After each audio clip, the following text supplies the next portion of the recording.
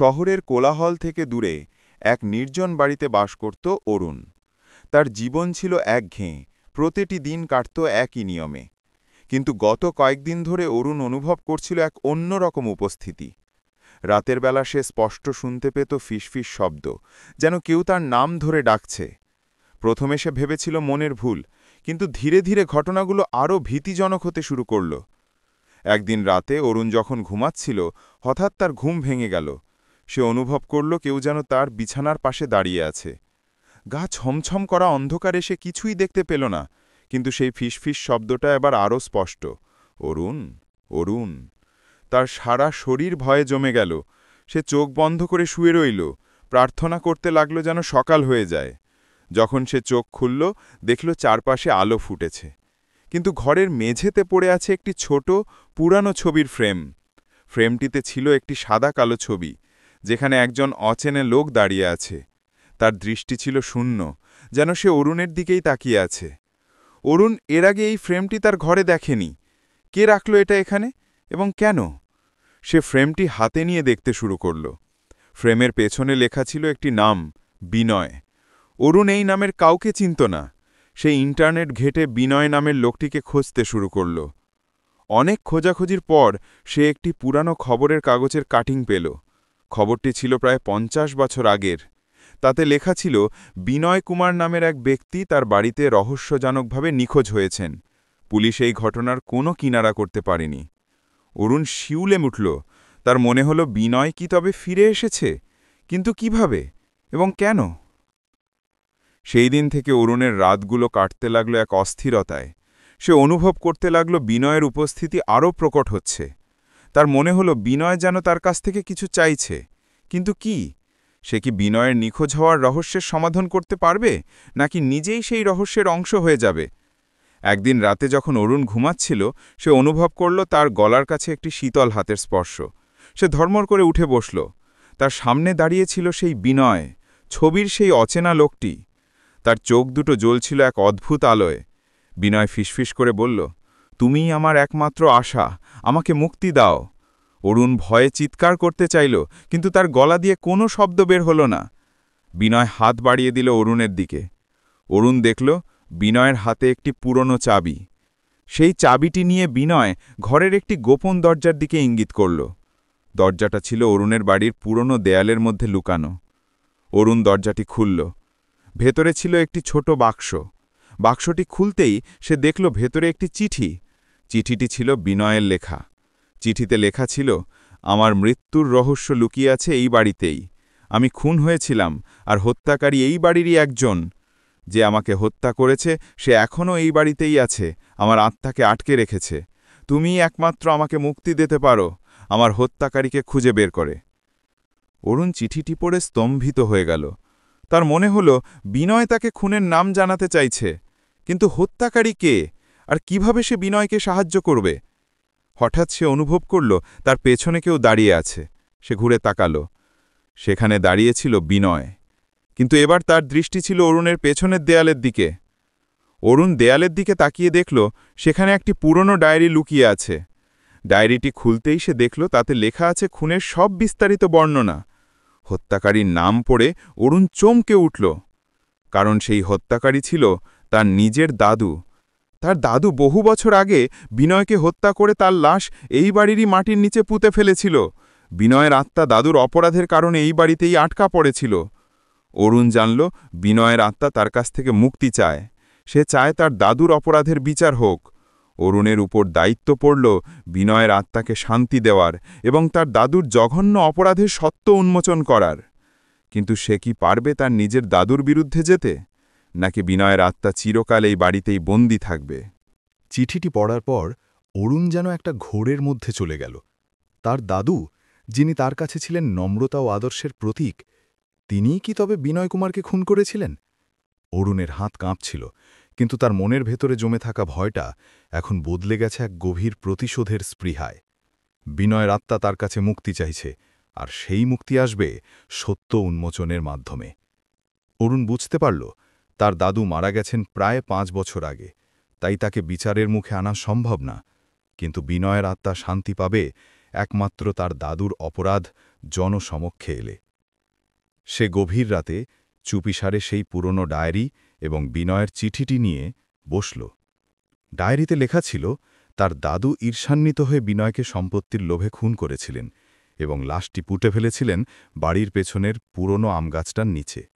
বিনয়ের আত্মা সেই গাছের কাছেই সবচেয়ে বেশি ঘোরাফেরা করত। পরের দিন সকাল হতেই অরুণ সিদ্ধান্ত নিল বিনয়ের দেহাবশেষ খুঁজে বের করে তাকে সঠিক সম্মান ও শেষকৃত্য দেবে। এটিই বিনয়ের আত্মাকে মুক্তি দেওয়ার একমাত্র পথ। কিন্তু কাজটি সহজ ছিল না। অরুণ যখন একটি বেলচা নিয়ে আমগাছের নিচে মাটি খোঁড়ার প্রস্তুতি নিচ্ছিল, হঠাৎ তার মনে হল কেউ তাকে দেখছে। সে দ্রুত চারপাশে তাকাল, কিন্তু কাউকে দেখতে পেল না। তবে তার মনে হল বাড়ির পরিবেশটা যেন আরও থমথমে হয়ে উঠেছে। হঠাৎ অরুণের ঘরের ভেতরের পুরনো আসবাবপত্রগুলো নিজের থেকেই নড়তে শুরু করল। দেওয়ালে টাঙানো ছবিগুলো কাঁথ হয়ে গেল, আর টেবিলের ওপর রাখা কাঁচের গ্লাসটা মেঝেতে পড়ে ভেঙে চুরমার হয়ে গেল। সেই সঙ্গে তার কানে এলো এক অসহ্য চিৎকার, যেন এক আত্মা যন্ত্রণায় কাতরাচ্ছে। এই চিৎকার বিনয়ের আত্মার নয়, এটা ছিল তার দাদুর আত্মা। বিনয়ের মুক্তির পথে বাধা দিতেই তার দাদুর আত্মা বাধা দিচ্ছে। অরুণ ভয় পেল না। সে চিৎকার করে বলল, তোমার অপরাধের ফল তোমাকে ভোগ করতেই হবে, আমি বিনয়কে মুক্তি দেবই। অরুণের সাহস দেখে আসবাবপত্রের নড়াচড়া বন্ধ হল, কিন্তু ঘরের তাপমাত্রা হঠাৎ যেন হিমাঙ্কের নিচে নেমে গেল। অরুণ বুঝতে পারল দাদু তাকে সহজে ছেড়ে দেবে না। সে দ্রুত আমগাছটার নিচে কোদাল দিয়ে মাটি খোঁড়া শুরু করল। যত গভীরে সে যাচ্ছিল, তত মাটির গন্ধের সঙ্গে কিছু একটা পচে যাওয়ার তীব্র দুর্গন্ধ পাচ্ছিল। সে আরও গভীরে যেতে লাগল। প্রায় ৩ ফুট খোঁড়ার পর তার কোদালের ডগা কঠিন কিছুর সাথে ধাক্কা খেল। অরুণ উত্তেজিত হয়ে মাটি সরাল। সেখানে সে দেখতে পেল বিনয় কুমারের কঙ্কাল। অর্ধগলিত পোশাক আর হাড়গোড়গুলো যেন ৫০ বছর পুরনো এক নৃশংসতার সাক্ষ্য বহন করছিল। বিনয়ের আত্মার উপস্থিতি এখন ঘরের বদলে গাছটার চারদিকে যেন শান্ত হয়ে গেল। ঠিক সেই মুহূর্তে অরুণ দেখল বিনয়ের কঙ্কালের পাশে একটি পুরনো মূর্ছে পড়া লকেট পড়ে আছে। সে লকেটটি হাতে নিল। লকেটের ভেতরে বিনয় আর তার স্ত্রীর একটি ছবি। ছবিটি হাতে নিতেই তার পিছনে দাঁড়িয়ে থাকা বিনয়ের অস্পষ্ট ছায়াটা ধীরে ধীরে মিলিয়ে যেতে শুরু করল। বিনয়ের আত্মা শেষমেশ মুক্তি পেল। কিন্তু এই শান্তির মাঝেই জন্ম নিল নতুন এক সাসপেন্স।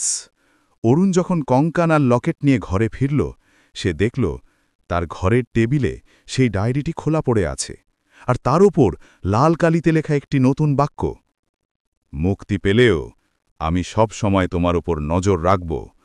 খুনের রক্ত তোমার শরীরেও আছে অরুণ। অরুণ স্থির হয়ে দাঁড়িয়ে রইল। বিনয় কি তবে তাকে সতর্ক করে গেল, নাকি এই গল্পটা এখানেই শেষ নয়? বিনয়ের আত্মার মুক্তি পাওয়ার পরেও অরুণের মনের শান্তি ফিরে আসেনি। ডায়েরির শেষ পাতা থেকে ভেসে আসা সেই লাল কালির বার্তা, খুনির রক্ত তোমার শরীরেও আছে অরুণ, তাকে কুঁড়ে কুঁড়ে খাচ্ছিল। বিনয় তাকে শুধু সতর্ক করেনি, যেন এক নতুন এবং ভয়ঙ্কর সত্যের মুখোমুখি দাঁড় করিয়ে দিয়ে গিয়েছিল। অরুণ স্থির করল দাদুর অপরাধের কথা আর চাপা থাকবে না। সে পুলিশে খবর দিল এবং বিনয় কুমারের কঙ্কাল, ডায়েরি, চিঠি ও লকেট সবকিছু তাদের হাতে তুলে দিল। দ্রুতই ঘটনাটি জনসমক্ষে এলো এবং দাদুর অপরাধ প্রমাণিত হল। বিনয় শেষমেশ বিচার পেল এবং তার শেষকৃত্য সম্পন্ন হল। কিন্তু অরুণ শান্তি পেল না। সে মনে মনে ভাবত, বিনয় কেন তাকে শেষ মুহূর্তে সতর্ক করে গেল? তার রক্তে কি সত্যিই কোনো অভিশাপ লুকিয়ে আছে? একদিন গভীর রাতে অরুণ সেই পুরনো ডায়েরিটা আবার হাতে নিল। বিনয়ের খুনের ঘটনার বিবরণের ঠিক আগের পাতাগুলো ছিল ফাঁকা। অরুণ পাতা উল্টাতে উল্টাতে দেখল ডায়েরির শেষ পাতায় তার দাদুর হাতে আঁকা একটি স্কেচ। স্কেচটিতে একটি ছোট ছেলে খেলা করছে। ছেলেটির পাশে দাদু দাঁড়িয়ে আছেন, কিন্তু ছেলেটির মুখটা যেন কেমন বিকৃত। স্কেচের নিচে লেখা, সে আমার দোষের ফল, আমারই রক্ত, কিন্তু ও বড় হয়ে আরও ভয়ঙ্কর কিছু করবে, আমি ওকে আটকাতে পারব না। অরুণ স্তব্ধ হয়ে গেল। এই ছেলেটি কে? সে কি অরুণ নিজে? তার দাদু কি তাকে নিয়ে এমন কিছু অনুভব করতেন? সেই মুহূর্তে তার ঘরের মেঝেতে সেই ভাঙা কাচের গ্লাসটা, যা পার্ট 2-তে ভেঙে গিয়েছিল, সেটার একটি শার্প টুকরো আলোর ঝলকানিতে চিকচিক করে উঠল। অরুণ তার দিকে তাকিয়ে রইল, তার চোখ দুটি যেন মুহূর্তের জন্য অন্ধকার হয়ে গেল। অরুণ নিজেকে দেখল দাদুর সেই পুরনো ছবিটার সামনে দাঁড়িয়ে।